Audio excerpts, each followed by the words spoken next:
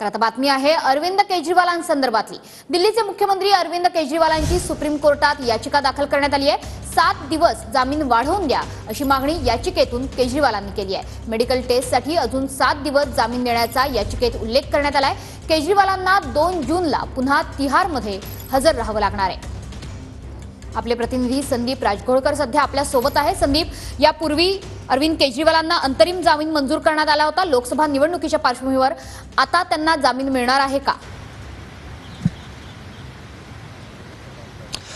मेडिकलचं कारण देत मनश्री ही खरं तर याचिका अरविंद केजरीवाल यांच्या वतीने दाखल करण्यात आली आहे। ज्यावेळेला अटक झाली तेव्हा आणि नंतर सुटका झाली, या कालावधीमध्ये जवळपास 7 किलो वजन कमी झाल्याचा दावा जो आहे तो अरविंद केजरीवाल यांनी केला आहे।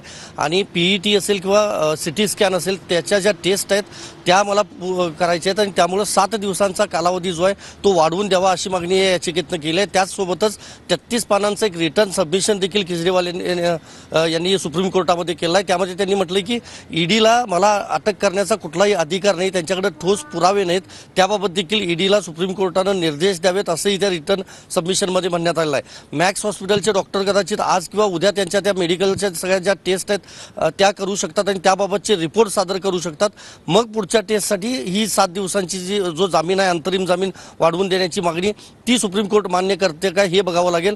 सध्या सुप्रीम कोर्टाला सुट्टी आहे, मात्र सुट्टीच्या कालावधीतलं स्पेशल बेंच जे आहे ते बसतं, त्यामुळं 1 तारखेला जो जामीन संपणार आहे तो आता वाढवून मिळतो का केजरीवाल यांना हे बघणं महत्त्वाचं असणार आहे।